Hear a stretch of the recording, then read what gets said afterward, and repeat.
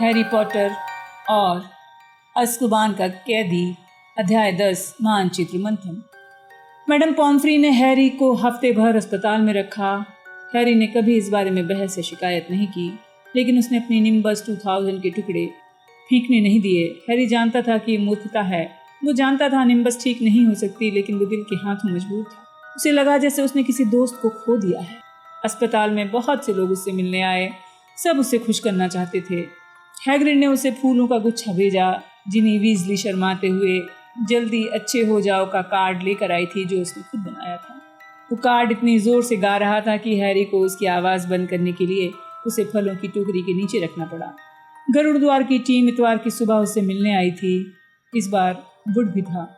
उसने अपनी खोखली मुर्दा आवाज़ में कहा, हैरी तुम कतई दोषी नहीं हो। रॉन और हरमाइनी दिन भर हैरी के पास रहते। वो रात में ही वहाँ से जाते, लेकिन उनकी बातों या कामों से हैरी बेहतर महसूस नहीं कर रहा था, क्योंकि उन्हें सिर्फ आधी परेशानी ही मालूम थी। उसने कभी किसी को ग्रिम के बारे में नहीं बताया था, रॉन और हरमाइनी को भी नहीं, क्योंकि वो जानता था रॉन दहशत में आ जाएगा और हरमाइनी हंसी उड़ाएगी। बहरहाल ये सच था कि ग्रिम उसने 2 बार देखा था और दोनों बार ही वो मरते मरते बचा था। पहली बार तो जादूगरों की बस उसके ऊपर चढ़ने वाली थी, दूसरी बार वो 50 फुट की ऊंचाई से अपनी झाड़ू से गिर गया था।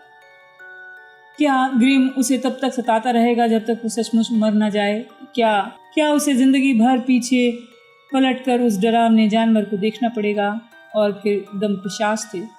हैरी उनके बारे में सोचता तो उसे शर्म आती थी। हालांकि लोग दम पिशाचों को भयानक मानते थे, लेकिन उनके पास आने से बेहोश नहीं होते थे, अपने मृत माता पिता की आवाज़ें नहीं सुनते थे। हैरी जान गया था वो चीखने वाली औरत कौन थी। उसके शब्दों के बारे में बार बार सोचा। जब दम पिशाच उसके पास आए तो उसने अपनी माँ के आखिरी शब्द सुने थे। उसने सुना था उन्होंने हैरी को लॉर्ड वोल्डेमॉर्ट से बचाने की किस तरह कोशिश की थी। उसने वोल्डेमॉर्ट की हंसी सुनी थी, जिसके बाद वोल्डेमॉर्ट ने उसकी माँ को मार डाला था। हैरी बेचैनी भरी नींद सो गया। जागने पर एक बार फिर वो अपनी माँ की आवाज़ के बारे में सोचने लगा। सोमवार को स्कूल की चहल पहल में लौटकर उसे राहत मिली, क्योंकि वहाँ उसे मजबूरन दूसरी चीज़ों के बारे में सोचना पड़ता था। गरुड़ द्वार की हार पर मेलफॉय खुशी से फूला नहीं समा रहा था। उसने पट्टियां उतार कर फेंक दी थी और अपने दोनों हाथ नचाकर ये बता रहा था कि हैरी झाड़ू पर से कैसे गिरा। मेलफॉय जादुई काढ़े की क्लास में ज्यादातर समय दम पिशाच का अभिनय करता था। आखिरकार रॉन ने संयम खो दिया। मेलफॉय पर एक बड़ा चिपचिपा मगरमच्छ फेंक दिया। इस वजह से स्नैप ने गरुड़ द्वार के 50 पॉइंट कम कर दिए। अगर स्नैप दोबारा गुप्त कलाओं से रक्षा की क्लास ले रहा होगा तो मैं बीमार पड़ जाऊंगा, रॉन ने कहा जब वे लंच के बाद ल्यूपिन की क्लास की तरफ चले। जरा देखो तो हरमाइनी, अंदर कौन है? हरमाइनी ने क्लास के दरवाजे से झांका। सब ठीक है, प्रोफेसर ल्यूपिन दोबारा लौट आए हैं। वो बीमार लग रहे थे। उनके पुराने कपड़े उनके शरीर पर ढीले हो गए थे। उनकी आंखों के नीचे काले धब्बे थे। बहरहाल जब विद्यार्थी क्लास में बैठे तो ल्यूपिन उनकी तरफ देखकर मुस्कुराए। विद्यार्थी जोर जोर से शिकायत करने लगे कि ल्यूपिन की बीमारी के दौरान स्नैप ने उनके साथ कितना बुरा व्यवहार किया था। वे सिर्फ एक दिन पढ़ा रहे थे, उन्हें हमें होमवर्क नहीं देना चाहिए था। हमें नरभेड़ियों के बारे में कुछ भी पता नहीं था। 2 चर्म पत्र। क्या तुमने प्रोफेसर स्नैप को बताया कि अभी हमने नरभेड़ियों के बारे में नहीं पढ़ा है? ल्यूपिन ने भौहें उठाकर पूछा। एक बार फिर कोहराम मच गया। हाँ, लेकिन उन्होंने हमसे कहा कि हम बहुत पीछे हैं। वो सुनने को तैयार नहीं थे। 2 चर्म पत्र। प्रोफेसर ल्यूपिन हर चेहरे पर गुस्से का भाव देखकर मुस्कुराए। चिंता मत करो, मैं प्रोफेसर स्नैप से बातें कर लूंगा। तुम्हें निबंध लिखने की जरूरत नहीं है। अरे नहीं, मैंने तो पहले ही लिख लिया है, हरमाइनी बहुत निराश दिखते हुए बोली। इसके बाद उन्होंने एक बहुत मजेदार पाठ पढ़ा। प्रोफेसर ल्यूपिन अपने साथ कांच का बक्सा लेके आए थे, जिसमें हिंकी पंख था। ऐसा लगता था जैसे एक पैर वाला ये प्राणी धुएं के लच्छे बना रहा हो। बहुत नाजुक और मासूम था। ये यात्रियों को ललचाकर दलदल में ले जाता है। जब विद्यार्थियों ने नोट्स लिखे तो प्रोफेसर ल्यूपिन ने कहा, तुमने इसके हाथ से लटकती हुई लालटेन देखी है? ये आगे आगे चलता है, लोग रोशनी के पीछे पीछे। हिंकी पंख ने कांच से टकराकर भयानक चीख निकाली। घंटी बजी। सबने अपना अपना सामान बटोरा। उसमें हैरी भी था। लेकिन 1 मिनट रुको हैरी, मैं तुमसे कुछ बात करना चाहता हूँ, ल्यूपिन ने कहा। हैरी ने पलटकर देखा। प्रोफेसर ल्यूपिन हिंकी पंख के बक्से को कपड़े से ढक रहे थे। मैंने मैच के बारे में सुना है। मुझे तुम्हारी झाड़ू के बारे में अफसोस है। क्या उसके ठीक होने की कोई संभावना नहीं? नहीं, लड़ाकू पेड़ ने उसके टुकड़े टुकड़े कर दिए हैं। ओह, ल्यूपिन ने आह भरी। लड़ाकू पेड़ उसी साल लगाया गया था जब मैं हॉगवर्ट्स में आया था। विद्यार्थी खेल खेल में इसके पास जाकर इसके तने को छूने की कोशिश करते थे। अंत में डेवी गजन नाम के एक लड़के की आंख फूटते फूटते बची थी। घटना के बाद पेड़ के पास जाने पर प्रतिबंध लगा दिया गया था। किसी झाड़ू के बचने की तो कोई संभावना ही नहीं है। क्या आपने दम पिशाचों के बारे में सुना था? हैरी ने मुश्किल से कहा। हाँ, मैंने सुना था। मुझे नहीं लगता कि हम में से किसी प्रोफेसर ने डंबलडोर को पहले कभी इतने गुस्से में देखा होगा। दम पिशाच कुछ समय से बेचैन हो रहे थे। वो इस बात पर गुस्सा थे कि डंबलडोर ने उन्हें स्कूल के अंदर नहीं आने दिया। मुझे लगता है तुम उन्हीं की वजह से गिरे थे। हाँ, हैरी ने कहा। वो झिझका। फिर जो सवाल उसे पूछना था वो ना चाहते हुए भी उसके मुंह से निकल गया। क्यों? वे मुझ पर इतना असर क्यों डालते हैं? क्या मैं इसका कमजोरी से कोई संबंध नहीं है? प्रोफेसर ल्यूपिन ने तीखेपन से कहा, जैसे उन्होंने हैरी के मन की बात समझ ली हो। दम पिशाच दूसरों की बजाय तुम पर ज्यादा बुरा असर इसलिए डालते हैं कि तुम्हारे अतीत में ऐसी भयानक घटनाएं जुड़ी हैं जो दूसरों के अतीत में नहीं हैं। जाड़े के सूर्य की एक किरण आई जिसने ल्यूपिन के सफेद बालों और उनके युवा चेहरे की लकीरों को चमका दिया। दम पिशाच इस धरती पर रहने वाले सबसे बुरे जीव हैं। वो अंधेरी और गंदी जगहों पर रहते हैं। विनाश और निराशा में उन्हें आनंद मिलता है। यहाँ तक कि मगलू भी उनकी उपस्थिति महसूस कर लेते हैं। वे अपने आसपास की हवा में से शांति, आशा और खुशी को चूस लेते हैं। दम पिशाच की कोशिश यही रहती है कि जब तक वो आत्मा को चूसता रहे, जब तक आप उसकी तरह न बन जाएं, आत्मा विहीन और बुरे। फिर आपको अपने जीवन के सबसे बुरे अनुभवों के अलावा कुछ याद नहीं रहेगा। और हैरी, तुम्हारे साथ हुई सबसे बुरी घटना किसी को भी उसकी झाड़ू से गिरा सकती है। तुम्हें इस बात पर शर्म नहीं आनी चाहिए। जब वे मेरे पास आते हैं, हैरी ने ल्यूपिन की डेस्क की तरफ घूरा। उनका गला रुंधा हुआ था। तो मैं उस समय की आवाज़ें सुनता हूँ जब वोल्डेमॉर्ट मेरी माँ की हत्या कर रहा था। ल्यूपिन का हाथ तेजी से हिला जैसे वे हैरी के कंधे को पकड़ना चाहते थे। फिर उन्होंने अपना इरादा बदल लिया। एक पल खामोशी रही। फिर वे मैच में क्यों आए थे? हैरी ने कटुता से कहा। वो भूखे थे। डंबलडोर उन्हें स्कूल नहीं आने दे रहे थे, इसलिए उन्हें अपना भोजन नहीं मिल रहा था। मुझे लगता है कि क्विडिच पिच पर चारों तरफ भीड़ थी। लालच उन्हें खींच लाया। रोमांच, भावनाओं का सैलाब, ये सब उनके लिए जश्न की तरह था। ल्यूपिन ने कहा, अज़्काबान भयानक जगह होगी। हैरी बुदबुदाया। ल्यूपिन ने गंभीरता से सहमति में सिर हिला दिया। अज़्काबान का किला समुद्र के बीच एक छोटे टापू पर बना है, लेकिन उन्हें कैदियों को रोके रखने के लिए दीवारों या पानी की जरूरत नहीं है। कैदी तो अपने मस्तिष्क के जाल में फंस जाता है। उनमें से ज्यादातर कुछ हफ्तों में पागल हो जाते हैं। परंतु फिर भी सीरियस ब्लैक उनके चंगुल से भाग निकला, हैरी ने धीमे से कहा। ल्यूपिन का ब्रीफ केस डेस्क पर फिसल गया। उन्हें उसे पकड़ने के लिए तत्काल झुकना पड़ा।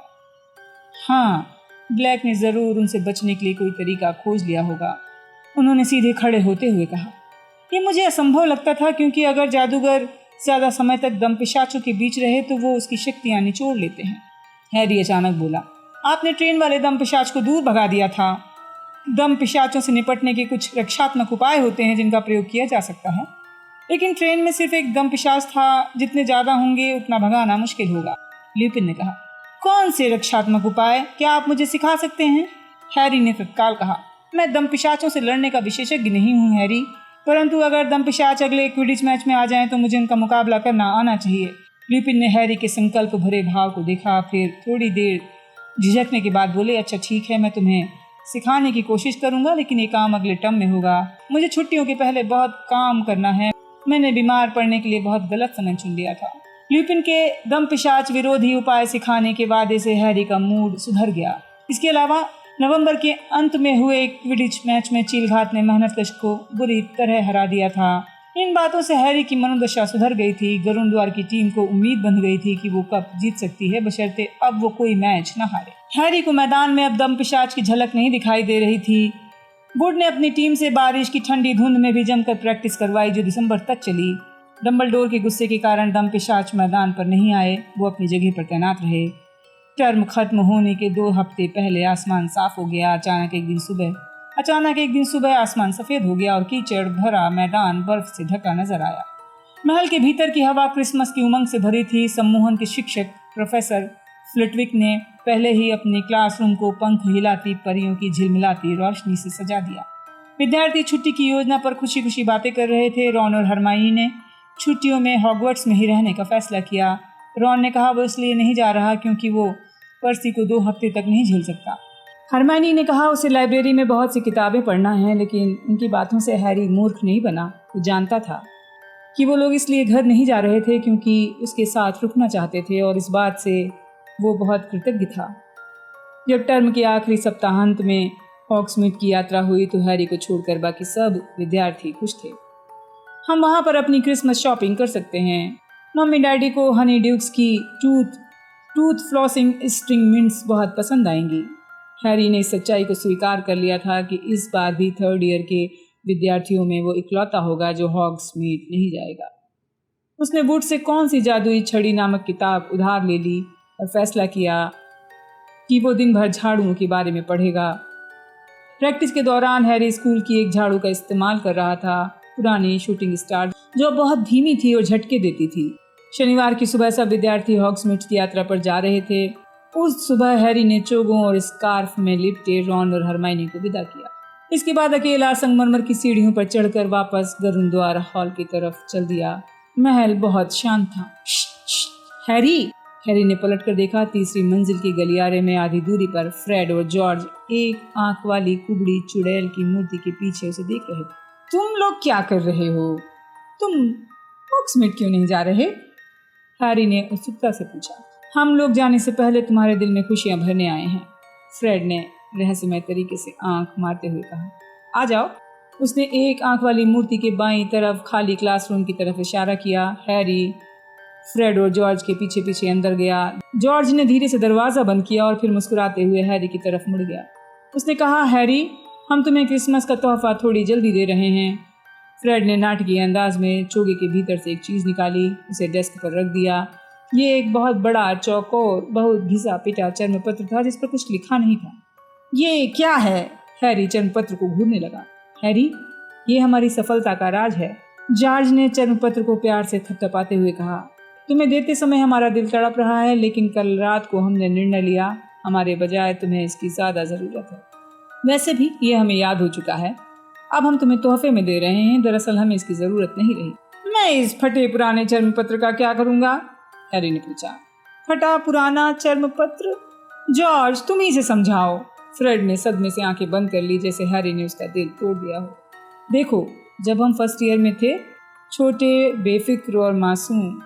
हैरी हंसा। उसे शक था कि फ्रेड और जॉर्ज कभी मासूम भी रहे होंगे। देखो, आज की तुलना में हम बहुत मासूम थे और फिल्च के चंगुल में फंस गए थे। हमने गलियारे में गोबर बम फोड़ा था, इसलिए वो हमें पकड़कर अपने ऑफिस ले गया। हमेशा की तरह धमकियां देने लगा, सजा दूंगा, उल्टा लटका दूंगा। तभी हमने उसकी अलमारी में एक ड्रॉर देखा जिस पर लिखा था, जब्त किया हुआ बेहद खतरनाक सामान।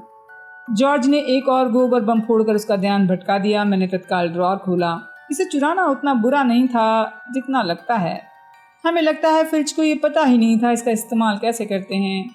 उसे शायद शक होगा ये कोई खुफिया चीज़ है, वरना वो इसे जब्त नहीं करता। और तुम जानते हो इसका इस्तेमाल कैसे करते हैं? इस छोटी सी चीज़ ने हमें स्कूल के सभी टीचर्स से ज़्यादा सिखाया है, फ्रेड दांत दिखाते हुए बोला। तुम लोग मेरी उत्सुकता बढ़ा रहे हो, हैरी ने पुराने चर्म पत्र की तरफ देखते हुए कहा। अच्छा, जॉर्ज बोला। उसने अपनी छड़ी निकाली, चर्म पत्र को हल्के से छुआ और कहा, मैं कसम खाता हूँ जो कहूँगा झूठ कहूँगा, झूठ के सिवा कुछ नहीं। जॉर्ज ने छड़ी जहाँ छुआई वहाँ तत्काल स्याही की लकीरें मकड़ी के जाले की तरह फैलने लगी। वे एक दूसरे से मिली, एक दूसरे को काटती हुई बढ़ी, चर्म पत्र के हर कोने तक गई। फिर बड़े घुमावदार हरे अक्षरों में कुछ शब्द उभरे, मेसर्स मूनी, वॉर्मटेल, पैटफुट और प्रॉन्ग्स। शरारती जादूगरों के मददगार मानचित्र मंथन को प्रस्तुत करते हुए गर्व महसूस करते हैं। ये एक नक्शा था। हॉगवर्ट्स के महल और मैदान की हर चीज़ थी। सबसे बढ़िया बात यह थी कि इसमें चारों तरफ स्याही के छोटे छोटे बिंदु घूम रहे थे। इनके साथ छोटी लिखावट में नाम था। हैरी हैरान होकर उस पर झुका। सबसे ऊपर बाएं कोने में एक बिंदु बता रहा था कि प्रोफेसर डम्बलडोर अपने कमरे में टहल रहे हैं। चौकीदार फिल्च की बिल्ली मिसेस नॉरिस दूसरी मंजिल पर है। पीव्स इस समय ट्रॉफी रूम में उछल रहा है। हैरी की आंखें चिरपरिचित गलियारों में ऊपर नीचे घूमने लगी और फिर एक चीज़ दिखी। इस नक्शे पर कुछ ऐसे रास्ते थे जिन पर वो कभी नहीं गया था और उनमें से कई जा रहे थे सीधे हॉग्समीड की तरफ। फ्रेड ने कहा और उनमें से एक पर अपनी उंगली फिराई। कुल 7 रास्ते हैं। फिल्च इन 4 के बारे में जानता है, लेकिन हमें यकीन है कि बाकी 3 रास्तों के बारे में सिर्फ हम ही जानते हैं। लेकिन चौथी मंजिल के आईने वाले रास्ते के बारे में भूल जाओ। हमने पिछले साल जाड़े तक इसका इस्तेमाल किया था, परंतु अब इसकी दीवारें धसक गई हैं और ये बंद हो गया है। और ये वाला रास्ता देखो, हमें नहीं लगता कि कभी किसी ने इस रास्ते का इस्तेमाल किया होगा, क्योंकि इसके प्रवेश द्वार के ठीक बाहर लड़ाकू पेड़ लगा है। तो अब सिर्फ एक ही रास्ता बचा है, ये वाला। ये रास्ता सीधे हनी ड्यूक्स के तहखाने में खुलता है। हमने अनगिनत बार इसका प्रयोग किया है और जैसा तुमने देखा होगा, इस प्रवेश द्वार के ठीक बाहर है उस एक आंख वाली बूढ़ी जादूगरनी का कुबड़। मूनी, वॉर्मटेल, पैटफुट और क्रॉन्क्स। जॉर्ज ने आह भरते हुए नक्शे के शीर्षक को थपथपाया। हम उनके बहुत एहसानमंद हैं। वे बहुत महान थे। उन्होंने नियम तोड़ने वाले नई पीढ़ी को मदद करने के लिए बहुत मेहनत की थी। ठीक है, लेकिन जब तुम्हारा काम हो जाए तो इसे मिटाना मत भूलना, जॉर्ज जल्दी से बोला, वरना इसे कोई भी पढ़ लेगा। फ्रेड ने चेतावनी देते हुए कहा, इसे एक बार ठोकना और कहना उलझन सुलझन, ये फिर पूरा हो जाएगा। तो हैरी, तुम्हें अच्छी तरह से पेश आना है, फ्रेड ने पर्सी की नकल उतारते हुए कहा। हनी ड्यूक्स में मिलते हैं, जॉर्ज ने आंख मारते हुए कहा। वो संतुष्टि के साथ मुस्कुराते हुए कमरे के बाहर चले गए। हैरी खड़ा खड़ा चमत्कारी नक्शे की तरफ देखता रहा। उसने देखा मिसेस नॉरिस बाईं तरफ मुड़ गई थी, फर्श पर किसी चीज को सूंघने के लिए रुक गई। अगर फिल्च को सचमुच रास्तों की जानकारी नहीं थी तो दम पिशाचों को भी नहीं होगी। लेकिन उसे मिस्टर वीजली के शब्द याद आए, कभी भी किसी सोचने वाली चीज पर विश्वास मत करना जिसके बारे में ये ना मालूम हो कि उसका मस्तिष्क कहाँ है। ये नक्शा उन खतरनाक जादुई चीजों में एक था जिनके खिलाफ मिस्टर वीजली चेतावनी दे रहे थे, शरारती जादूगरों के मददगार। लेकिन हैरी ने फिर तर्क दिया कि इसका इस्तेमाल करके सिर्फ हॉगमिट्स पहुंचना है, ऐसा नहीं है कि वो कुछ चुराना चाहता है। फ्रेड, जॉर्ज तो बरसों से इसका इस्तेमाल कर रहे हैं, लेकिन उनके साथ आज तक कोई भयानक घटना नहीं हुई है। हैरी ने हनी ड्यूक्स के खुफिया गलियारे को अपनी उंगली से छुआ। फिर अचानक जैसे आदेश का पालन करते हुए उसने नक्शे को तह करके दुशाले में रखा क्लास की तरफ बढ़ने लगा। उसने दरवाजे को कुछ इंच खोल कर देखा, वहां कोई नहीं था। बहुत सावधानी से वो कमरे के बाहर निकला और एक आंख वाली जादूगरनी की मूर्ति के पीछे छुप गया। उसे क्या करना था? उसने नक्शे को दोबारा बाहर निकाला। उसने ये आश्चर्य से देखा कि स्याही की एक नई आकृति उभर आई थी जिस पर लिखा था हैरी पॉटर। यह आकृति ठीक वहीं खड़ी थी जहां पर असली हैरी खड़ा था, तीसरी मंजिल के गलियारे के आधे रास्ते पर। हैरी ने ध्यान से देखा। उसकी छोटी आकृति ने अपनी नन्ही छड़ी से जादूगरनी की मूर्ति को थपथपाया। हैरी ने तत्काल अपनी असली छड़ी निकाली, मूर्ति को थपथपाया। कुछ नहीं हुआ। उसने दोबारा नक्शे को देखा। उसकी आकृति के पास बहुत छोटे से अक्षर उभर आए, नीचे धंस। नीचे धंस। हैरी एक बार फिर पत्थर की जादूगरनी को थपथपाते हुए बोला। तत्काल मूर्ति का कुबड़ इतना चौड़ा हो गया कि दुबला पतला आदमी उसके अंदर जा सकता था। हैरी ने गलियारे में आगे पीछे देखा, फिर नक्शे को छिपाया, छेद में सिर घुसाया और अंदर पहुंचकर ढाल पर फिसलने लगा। वो काफी दूर तक नीचे फिसला, जैसे पत्थर पर फिसल रहा हो, फिर ठंडी और नम जमीन पर गिर गया। चारों तरफ घुप अंधेरा था। उसने छड़ी निकाली और बुदबुदाया, प्रकाशित भव। रोशनी होने पर उसने देखा वो एक बहुत संकरे और कम ऊंचे गलियारे में है। उसने नक्शा ऊपर उठाया और उसे अपनी छड़ी की नोक पर ठोकते हुए बोला, उलझन सुलझन। नक्शा पूरा हो गया। उसने उसे तत्काल सावधानी से तह करके दुशाले में रखा। तेजी से धड़कते दिल के साथ, जो रोमांचित भी था और भयभीत भी, आगे चल पड़ा। गलियारा किसी खरगोश के बड़े बिल की तरह घुमावदार था। हैरी जल्दी जल्दी चल रहा था। ऊबड़ खाबड़ फर्श पर कभी कभार लड़खड़ा जाता, लेकिन वो अपनी छड़ी को सामने रखे हुए था। हैरी को काफी समय लगा। हैरी ने रफ्तार बढ़ाई। उसका चेहरा गर्म था और पैर ठंडे।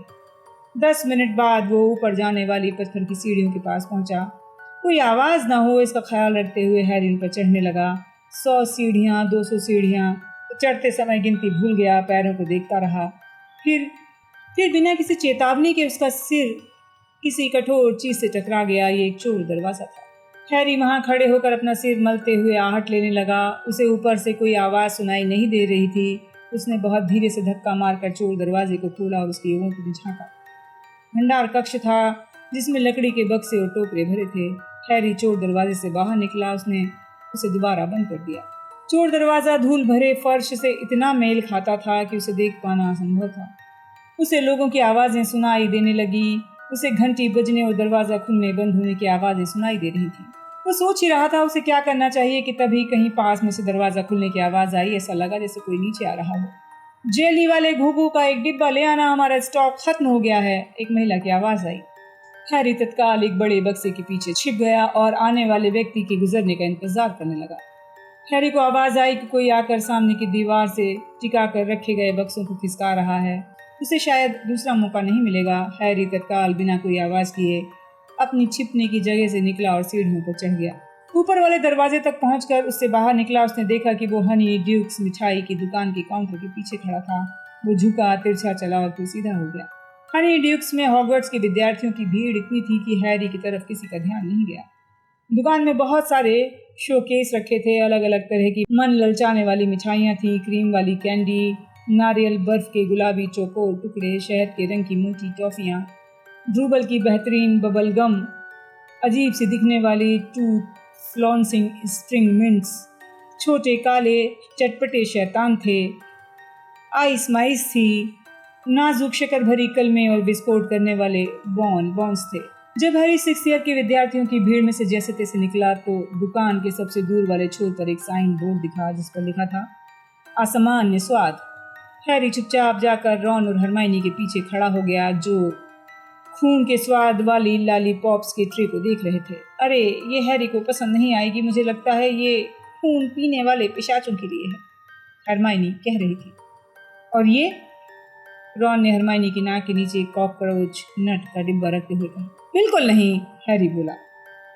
रॉन के हाथ से कॉकरोच नट का डिब्बा छूते छूते बचा। हैरी, तुम यहाँ क्या कर रहे हो? तुम यहाँ कैसे?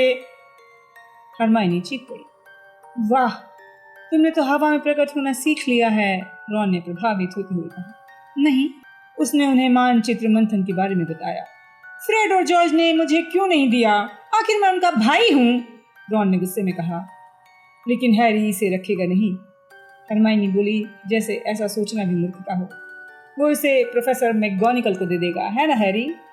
नहीं, बिल्कुल नहीं, हैरी बोला। क्या तुम पागल हो गई हो? इतनी अच्छी चीज टीचर्स को कौन देगा? रॉन ने हरमाइनी को घूरते हुए कहा। अगर मैं इसे देने गया तो मुझे बताना पड़ेगा ये कहाँ से मिला। फिल्च तत्काल समझ जाएगा फ्रेड और जॉर्ज ने इसे चुराया है। लेकिन सीरियस ब्लैक के बारे में तो सोचो। वो महल में घुसने के लिए इस नक्शे के बताए किसी खुफिया रास्ते का इस्तेमाल कर सकता है। टीचर्स को पता होना चाहिए, हैरी ने फुसफुसाते हुए कहा। वो किसी रास्ते से अंदर नहीं जा सकता। नक्शे में कुल 7 खुफिया सुरंगें हैं, ठीक है? फ्रेड और जॉर्ज को लगता है फिल्च को उनमें से 4 के बारे में पता है और 3 बच्चे रास्तों में एक पूरी तरह बंद हो चुका है, उसमें कोई नहीं जा सकता। दूसरे के प्रवेश पर लड़ाकू पेड़ है, इसलिए उसमें से भी कोई नहीं जा सकता। अब बचा ये रास्ता है जिससे मैं आया हूँ। क्या हो अगर ब्लैक पहले से इस रास्ते के बारे में जानता हो? हैरी झिझका। बहरहाल रॉन ने अपना गला साफ किया और मिठाई की दुकान के दरवाजे के भीतर लगे एक नोटिस की तरफ इशारा किया। जादू मंत्रालय का आदेश। ग्राहकों को याद दिलाया जाता है कि आगामी सूचना तक दमपिशाच हर रात को सूरज ढलने के बाद हॉगमीड्स की सड़कों पर पहरा देंगे। ये कदम हॉगमीड्स के नागरिकों की सुरक्षा के लिए है और सीरियस ब्लैक के पकड़े जाते ही ये आदेश वापस लिया जाएगा। इसलिए आपको सलाह दी जाती है रात होने के पहले शॉपिंग पूरी करें। देखा, जब दमपिशाच पूरे गांव में घूम रहे हैं तो मैं देखता हूँ कि ब्लैक हनी ड्यूक्स में कैसे घुसेगा, रॉन ने शांति से कहा। हरमाइनी, वैसे भी हनी ड्यूक्स के मालिक दरवाजा टूटने की आवाज सुन लेंगे, वो दुकान के ठीक ऊपर रहते हैं। हाँ, लेकिन हरमाइनी किसी और समस्या को खोज रही थी। देखो, हैरी को फिर भी हॉगमीड्स नहीं आना चाहिए। उसके अनुमति पत्र पर साइन नहीं है और अभी रात नहीं हुई है। अगर सीरियस ब्लैक आ गया तो इतनी भीड़ में वो हैरी को कैसे देखेगा? रॉन ने छड़ लगी खिड़कियों पर बर्फ की मोटी परत की तरफ इशारा करते हुए कहा। छोड़ो भी हरमाइनी, क्रिसमस का मौसम है, हैरी को खुश रहने का मौका होना चाहिए। हरमाइनी ने अपना होठ काट लिया, वो चिंतित दिख रही थी। कहीं तुम मुझे पकड़वा तो नहीं दोगी? हैरी ने मुस्कुरा कर पूछा। नहीं, बिल्कुल नहीं। हॉगवर्ट्स किसी क्रिसमस कार्ड की तरह दिख रहा था। छोटे छोटे मकानों और दुकानों पर बर्फ की सूखी परत थी, दरवाजों पर शूल पड़ने की मालाएं थीं और पेड़ों पर जादू से चमकती मोमबत्तियों की लड़ें लटक रही थी। हैरी को कपकपी छूट रही थी। बाकी दोनों के पास चोगा था, उसके पास नहीं था। वो सड़क पर आगे आए। उनके सिर हवा के कारण तने हुए थे। रॉन और हरमाइनी अपने स्कार्फ में से चिल्ला रहे थे, वो पोस्ट ऑफिस है, जोंकू की दुकान वहां पर है। हम चीखती हवेली देखने चलते हैं। मैं तो कहता हूँ हमें बटर बियर पीने के लिए 3 ब्रूम स्टिक्स चलना चाहिए। रॉन ने अपने दांत खटखटाते हुए कहा। हैरी तैयार हो गया। हवा तेज थी, उनके हाथ कुल्फी की तरह जम रहे थे, इसलिए उन्होंने सड़क पार की और कुछ मिनटों बाद वो एक छोटे से बियर बार में दाखिल हो गए। उनका नाम रोज मार्टा है, रॉन बोला। मैं ड्रिंक्स लेकर आता हूँ। ये कहते हुए उसका चेहरा थोड़ा लाल हो गया। हैरी हरमाइनी खिड़की की अंगीठी के पास एक सुंदर क्रिसमस ट्री खड़ा था। उसके पास वाली छोटी टेबल खाली थी, वो बैठ गए। 5 मिनट बाद रॉन गरम बटर बियर और 3 झाग वाले मग लेकर आया। हैप्पी क्रिसमस, उसने खुशी खुशी अपना मग ऊपर उठाते हुए कहा। हैरी को मजा आ गया। उसने आज तक इतनी मजेदार चीज नहीं चखी थी। बटर बियर के भीतर जाते ही उनके शरीर में गर्मी दौड़ गई। अचानक हवा का झोंका आया, उसके बाल बिखर गए। हैरी ने अपने मग के ऊपर देखा, उसकी सांस रुक गई। प्रोफेसर मैगोनिगल और फ्लिटविक बर्फ के टुकड़े गिराते हुए बियर बार में दाखिल हुए। उनके पीछे हैग्रिड था और एक जादूगर से बातें करते हुए अंदर आया। ये जादूगर कोई और नहीं बल्कि जादू मंत्री कॉर्नेलियस फर्स्ट थे। तत्काल रॉन और हरमाइनी ने अपने हाथ हैरी के सिर पर रख दिए और उसे उसके स्टूल से उतारकर जबरदस्ती टेबल के नीचे धकेल दिया। हैरी बटर बियर से नहा गया। हरमाइनी फुसफुसाई। उसने अपने खाली मग को संभालते हुए देखा कि टीचर्स और फर्ज एक बार की तरफ गए, रुके और फिर उसकी तरफ बढ़ने लगे। हरमाइनी फुसफुसाई, स्थान परिवर्तन। उनकी टेबल के पास लगा क्रिसमस वृक्ष जमीन से कुछ इंच ऊपर उठा और खिसक कर उनकी टेबल के ठीक सामने खड़ा हो गया। अब उन्हें कोई नहीं देख सकता था। इसके बाद उसने टीचर्स और मंत्री महोदय को बैठते समय आहें भरते हुए सुना। प्रोफेसर फ्लिटविक ने अपने होंठों पर जीभ फिराते हुए कहा, आप लाल अंगूर की रम लेंगे मंत्री महोदय? धन्यवाद रोज मार्टा, फज की आवाज आई। तुमसे मिलकर खुशी हुई, तुम भी हमारे साथ बैठो। बहुत बहुत धन्यवाद मंत्री महोदय। हैरी ने देखा कि चमकती सैंडल दूर गई और फिर लौट आई। उसके मन में ये विचार क्यों नहीं आया कि टीचर्स के लिए भी ये टर्म आखिरी सप्ताह का अंत था। न जाने उनके कारण उसे कितनी देर छिपा रहना पड़ेगा। अगर वो आज रात को स्कूल लौटना चाहता था तो उसे सूरज ढलने के पहले हनी ड्यूक्स की दुकान के प्रवेश द्वार पर पहुंचना होगा। घबराहट में हरमाइनी के पैर उसे टकरा गए। मंत्री जी, आखिर कौन सी चीज आपको जंगल में खींच लाई है? मैडम रोजमार्टा ने पूछा। हैरी ने फर्ज के मोटे शरीर के निचले हिस्से को कुर्सी पर तनते देखा। जब उन्होंने तसल्ली कर ली कि कोई सुन तो नहीं रहा तो उन्होंने धीमे से कहा, और कौन? Sirius Black. मुझे लगता है तुमने ये सुन ही लिया होगा हैलोवीन के दिन स्कूल में क्या हुआ था। मैंने एक उड़ती उड़ती अफवाह सुनी थी, मैडम रोजमार्टा ने स्वीकार किया। क्या तुमने पूरे बियर बार को बता दिया है हैग्रिड? प्रोफेसर मैगोनिगल ने चिंता से कहा। मंत्री जी, आपको क्या लगता है कि ब्लैक किसी इलाके में है? मैडम रोजमार्टा ने फुसफुसाते हुए कहा। मुझे यकीन है फर्ज, आप जानते हैं दमपिशाच मेरे बियर बार की 2 बार जानकारी ले चुके हैं। मेरे सारे ग्राहक डर के भाग गए थे। ये धंधे के लिए बुरा है मंत्री जी। रोजमार्टा, मैं भी उन्हें उतना ही नापसंद करता हूँ जितना तुम, लेकिन सावधानी सुरक्षा के लिए जरूरी है। दुर्भाग्यपूर्ण है लेकिन मैं कुछ दम पिशाचों से मिला हूँ। वो डंबलडोर से नाराज हैं। डंबलडोर उन्हें महल के अंदर नहीं घुसने दे रहे। मुझे लगता है उन्हें घुसने भी नहीं देना चाहिए, प्रोफेसर मैगोनिगल ने तीखे स्वर में कहा। अगर इतने भयानक प्राणी हवा में तैरेंगे तो हम पढ़ा कैसे पाएंगे? बिल्कुल सही कहा, बिल्कुल सही, प्रोफेसर फ्लिटविक बोले, जिनके पैर जमीन से 1 फुट ऊपर थे। चाहे जो हो, वे सब आपकी रक्षा के लिए यहाँ पर हैं। हम सब जानते हैं कि ब्लैक क्या कर सकता है, फज ने कहा। देखिए, मुझे इस बात पर विश्वास नहीं होता, मैडम रोजमार्टा ने सोचते हुए कहा। मैं सोचती हूँ सीरियस ब्लैक शैतानी जादूगरों के दल में कभी नहीं जा सकता। मेरा मतलब है, जब वो हॉगवर्ट्स में पढ़ता था मैंने उसे देखा था। अगर उस समय आपने ये बताया होता कि वो आगे जाकर क्या बनने वाला है तो मैंने कहा होता आपने ज्यादा शराब पी ली है। फर्ज बोला, तुम आधी सच्चाई जानती हो रोजमार्टा। उसने जो सबसे बुरा काम किया है वो लोगों को नहीं मालूम। सबसे बुरा? आपका क्या मतलब है? इतने सारे लोगों को मार डालने से भी बुरा? मैडम रोजमार्टा ने कहा। बिल्कुल, फज बोला। मुझे विश्वास नहीं होता, इससे बुरा क्या हो सकता है? प्रोफेसर मैगोनिकल ने धीरे से कहा। रोजमार्टा, तुमने अभी अभी कहा कि जब वो हॉगवर्ट्स में पढ़ता था तो तुमने उसे कई बार देखा था। क्या तुम्हें याद है उसके सबसे अच्छे दोस्त कौन थे? क्यों नहीं, दोनों हर पल साथ रहते थे। वो कितनी बार यहाँ आए थे, हंसा हंसा के मुझे पागल कर देते थे।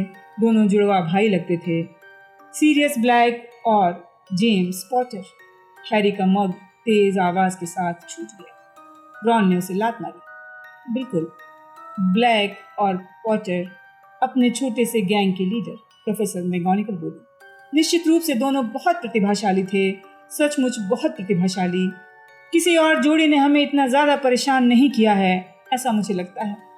मुझे नहीं पता, हैग्रिड ने हंसते हुए कहा। वैसे फ्रेड और जॉर्ज उनसे किसी मामले में कम नहीं है। किसी को भी ये लग सकता था कि ब्लैक और पॉटर भाई भाई हैं, दोनों हमेशा साथ रहते थे। और क्या, फज ने कहा। पॉटर अपने सभी दोस्तों में ब्लैक पर सबसे ज्यादा भरोसा करता था। स्कूल छोड़ने के बाद भी दोनों की दोस्ती में अंतर नहीं आई। जब जेम्स ने लिली से शादी की तो ब्लैक उनका बेस्ट मैन बना था। फिर जब हैरी पैदा हुआ तो उन्होंने उसे हैरी का गॉडफादर बनाया। हैरी को नहीं मालूम है, आप कल्पना कर सकते हैं ये जानकर उसे कितनी तकलीफ होगी, क्योंकि ब्लैक तुम जानते हो कौन के साथ मिल गया था? मैडम रोजमार्टा ने फुसफुसा कर कहा। उससे भी बुरा। बहुत कम लोग जानते हैं कि पॉटर दंपत्ति को ये मालूम था कि तुम जानते हो कौन उनके पीछे पड़ा था। डंबलडोर तुम जानते हो कौन के खिलाफ जूझ रहे थे। उनके जासूस चारों तरफ थे। उनमें से एक जासूस ने उन्हें जानकारी दी थी। डंबलडोर ने तत्काल जेम्स और लिली को सतर्क किया, छिपने की सलाह दी। जाहिर है तुम जानते हो कौन से छिपना आसान नहीं था। डंबलडोर ने उनसे कहा था कि छिपने का सबसे अच्छा तरीका है विश्वास सम्मोहन। फज ने अपनी धीमी आवाज में सबको बताया। ये कैसे काम करता है? मैडम रोजमार्टा ने पूछा। उत्सुकता के मारे तेजी से सांस लेने लगी। प्रोफेसर फ्लिटविक ने अपना गला साफ किया। ये एक बहुत ही जटिल सम्मोहन प्रक्रिया है। इसमें किसी जीवित चीज में रहस्य को जादुई तरीके से छिपा दिया जाता है। जानकारी चुने हुए व्यक्ति यानी रहस्य रक्षक के भीतर होती है और इसलिए उसे खोजना संभव होता है जब तक रहस्य रक्षक खुद उसे बताने का फैसला न करे। अगर वो उस गांव की तलाशी भी ले लेता जहां जेम्स और लिली रह रहे थे, तब भी उन्हें नहीं खोज पाता। अगर वो उनके कमरे की खिड़की के अंदर झांकता तो भी वो उसे दिखाई नहीं पड़ते। तो पॉटर दंपत्ति का रहस्य रक्षक ब्लैक था? मैडम रोजमार्टा ने फुसफुसा कर पूछा। जाहिर है जेम्स पॉटर ने डंबलडोर से कहा था कि ब्लैक मर जाएगा, लेकिन वो उसका रहस्य किसी को नहीं बताएगा, प्रोफेसर मैगोनिकल ने कहा। उसने ये भी कहा था कि ब्लैक खुद छिपने की योजना बना रहा है। इसके बावजूद डंबलडोर चिंतित थे। मुझे याद है उन्होंने जेम्स पॉटर के सामने खुद रहस्य रक्षक बनने का प्रस्ताव किया था। उन्हें ब्लैक पर शक था। मैडम रोजमार्टा ने आह भरी। उन्हें यकीन था कि पॉटर दंपत्ति का कोई करीबी, तुम जानते हो कौन, को उनकी जानकारी दे रहा है। दरअसल उन्हें कुछ समय से शक था कि हमारी तरफ का कोई जादूगर गद्दार बन गया है और तुम जानते हो कौन को बहुत सी जानकारियां दे रहा है। लेकिन फिर भी जेम्स पॉटर ने ब्लैक पर भरोसा किया। और क्या, फज ने भारीपन से कहा।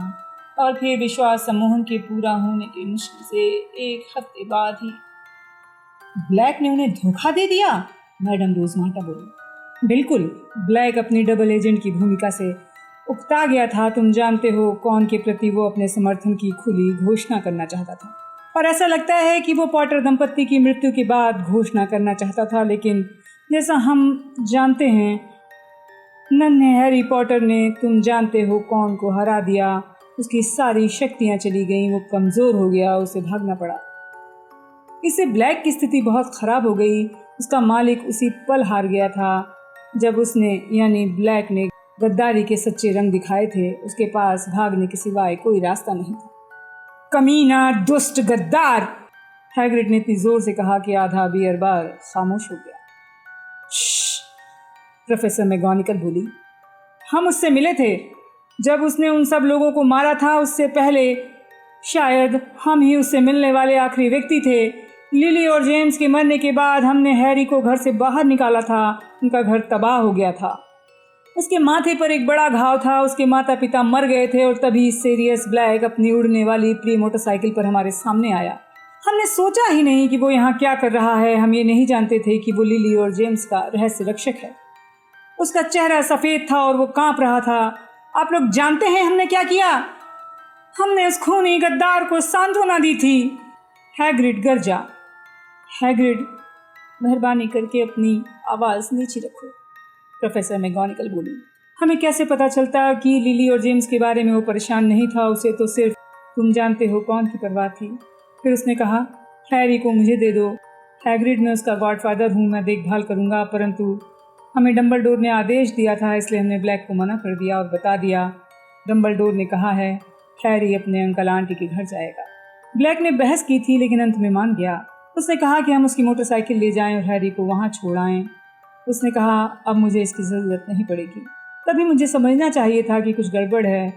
उसे उस मोटरसाइकिल से प्यार था, फिर वो क्यों दे रहा था हमें? उसे क्यों इसकी ज़रूरत नहीं पड़ेगी? सच तो ये था कि उस मोटरसाइकिल को खोजना बहुत आसान था। डंबलडोर जानते थे कि वो पॉटर दंपत्ति का रहस्य रक्षक थे। ब्लैक अच्छी तरह जानता था उसे रात में छिपकर भागना था। वो अच्छी तरह जानता था कुछ ही घंटे बाद मंत्रालय उसके पीछे पड़ जाएगा। लेकिन मान लो अगर हमने हैरी उसे दे दिया होता, हम शर्त लगा सकते हैं कि उसने उसे मोटरसाइकिल से समुद्र में फेंक दिया होता, अपने सबसे अच्छे दोस्त के बेटे को। हैग्रिड की कहानी के बाद एक लंबी खामोशी छा गई। फिर मैडम रोजमार्टा ने संतुष्टि के साथ कहा, परंतु वो भागकर छिप नहीं पाया। जादू मंत्रालय ने उसे पकड़ लिया था। काश हमने ऐसा किया होता। हमने उसे नहीं खोजा था, पॉटर के एक और मित्र पीटर पेटिग्रू ने उसे खोजा था, फज ने कटुता से कहा। इसमें कोई शक नहीं है कि पेटिग्रू को जेम्स और लिली की मौत का बहुत दुख था। वो जानता था कि ब्लैक पॉटर दंपत्ति का रहस्य रक्षक है, इसलिए वो अकेले ब्लैक को पकड़ने गया। पेटिग्रू वो मोटा नाटा सा लड़का जो हॉगवर्ट्स में हमेशा उनके पीछे घूमता रहता था, मैडम रोजमार्टा ने पूछा। वो ब्लैक और पॉटर को अपना हीरो मानता था। बुद्धि के लिहाज से उनके बराबर नहीं था। अक्सर मैंने उस पर सख्ती की थी, लेकिन अब मुझे कितना अफसोस होता है। प्रोफेसर मैगोनिकल की आवाज़ ऐसी लग रही थी जैसे उन्हें सर्दी हो गई हो। मिनर्वा, पेटिग्रू एक बहादुर की मौत मरा था, फज ने नरमी से कहा। जाहिर है सभी चश्मदीद गवाहों यानी मगलुओं की यादें हमने मिटा दी थी, लेकिन इससे पहले उन्होंने हमें बताया था कि पेटिग्रू ने ब्लैक को कैसे घेरा था। उन्होंने कहा कि वो सुबक रहा था। लिली, जेम्स, सीरियस, तुम ऐसा कैसे कर सकते हो? और फिर उसने अपनी छड़ी की तरफ हाथ बढ़ाया। जाहिर है ब्लैक उससे तेज निकला। उसने पेटिग्रू के परखच्चे उड़ा दिए। प्रोफेसर मैगोनिकल ने नाक सुड़की और भारी आवाज़ में बोली, मूर्ख लड़का, बेवकूफ़, हमेशा द्वंद्व युद्ध में पीछे रह जाता था। उसे ये काम मंत्रालय पर छोड़ना चाहिए था। हैग्रिड गुर्रा कर बोला, हम आपको ये बता दें कि अगर पेटिग्रू के पहले हमें ब्लैक मिल जाता तो हम जादू की छड़ी निकालने की झंझट में नहीं पड़ते, अपने हाथों से उसका गला दबा देते। हैग्रिड, तुम नहीं जानते तुम क्या बोल रहे हो, फज ने तीखी आवाज में कहा। ब्लैक को जादूगरी कानून रक्षक के दस्ते के प्रशिक्षित जादूगरों के सिवाय कोई नहीं पकड़ सकता था। मैं उस समय जादूगरी विपत्ति विभाग का कनिष्ठ मंत्री था। जब ब्लैक ने उन लोगों की हत्या की तो मैं पहुंचने वाले पहले लोगों में था। मैं उस दृश्य को कभी नहीं भूल पाऊंगा। वो दृश्य मुझे अब भी सपने में दिखाई देता है। सड़क के बीच गहरा गड्ढा हो गया था, इतना गहरा कि नीचे की सीवर लाइन भी फूट गई। हर तरफ लाशें थी, मगलू चीख रहे थे और ब्लैक खड़ा खड़ा हंस रहा था। पेटिग्रू का एकमात्र अवशेष उसके सामने पड़ा था, खून से सना दुशाला और एक उंगली। फस की आवाज़ आना बंद हो गई, पांचों नाक सुड़कने लगे। तो अब मालूम चला रोजमार्टा, फज ने भारी आवाज में कहा। ब्लैक को जादूगरी कानून रक्षक दस्ते के 20 सदस्य पकड़ के ले गए। पेटिग्रू को order of Merlin first class मिला। मुझे लगता है उसकी दुखी माँ को थोड़ी शांति मिली होगी। तब से ब्लैक अस्कबान में था। मंत्री जी, क्या ये सच है कि ब्लैक पागल हो चुका था? रोजमार्टा ने एक लंबी आह भरकर पूछा। काश मैं ऐसा कह सकता, फज ने धीमे से कहा। मुझे पूरा विश्वास है उसके मालिक की हार से उसका दिमाग असंतुलित हो गया होगा। पेटिग्रू और उन सब मगलुओं की हत्या कोई सरफिरा ही कर सकता था। वो हत्याकांड क्रूर ही नहीं, बेमतलब भी था। बहरहाल जब मैं आखिरी बार अस्कबान गया था तो ब्लैक से मिला था। आपको पता है वहाँ पर ज़्यादातर कैदी अंधेरे में अकेले बड़बड़ाते हैं और बेसिर पैर की बातें करते हैं, लेकिन मैं इस बात पर हैरान था कि ब्लैक बिल्कुल सामान्य था। उसने मुझसे तार्किक ढंग से बातें की। मुझे लगा वो बहुत बोर हो रहा है। उसने पूछा क्या मैंने अपना अखबार पढ़ लिया है। फिर उसने मुझसे बहुत ही भावहीन लहजे में कहा, जेल में क्रॉसवर्ड भरने को नहीं मिल पाता। मैं इस बात पर हैरान था। उसके चारों तरफ मंडरा रहे दम पिशाच उस पर असर नहीं दिखा पा रहे थे, जबकि उसकी सुरक्षा सबसे ज़्यादा तगड़ी थी। दम पिशाच दिन रात उसके दरवाजे पर पहरा देते थे। लेकिन आपको क्या लगता है वो क्यों भागा होगा? मैडम रोजमार्टा ने कहा। मंत्री जी, कहीं वो फिर से तुम जानते हो कौन के साथ जुड़ने की कोशिश तो नहीं कर रहा? मुझे लगता है ये उसकी योजना का आखिरी हिस्सा है, लेकिन हम ब्लैक को पहले ही पकड़ लेंगे। मुझे कहना होगा कि तुम जानते हो कौन। जब तक अकेला और मित्र विहीन है उससे निपटना आसान है, परंतु मैं ये सोचकर कांप जाता हूँ कि यदि उसे अपना सबसे विश्वास पात्र सेवक मिल जाए तो वो दोबारा ही शक्तिशाली बन जाएगा। सुनो कॉर्नेलियस, अगर तुम हेडमास्टर के साथ डिनर करने वाले हो तो बेहतर होगा कि हम महल की तरफ चलें, प्रोफेसर मैगोनिगल ने कहा। हैरी ने देखा एक एक करके सब खड़े हो गए। चोगे फिर से लहराने लगे। मैडम रोजमार्टा की चमकदार सैंडल बार के पीछे उछल हो गई। एक बार फिर 3 रूम स्टिक्स का दरवाज़ा खुला। एक बार फिर बर्फ का झोंका अंदर आया और टीचर बाहर निकलकर गायब हो गए। हैरी, रॉन और हरमाइनी के चेहरे टेबल के नीचे दिखे। वो दोनों हैरी को घूर रहे थे। उनके पास कहने के लिए शब्द नहीं थे।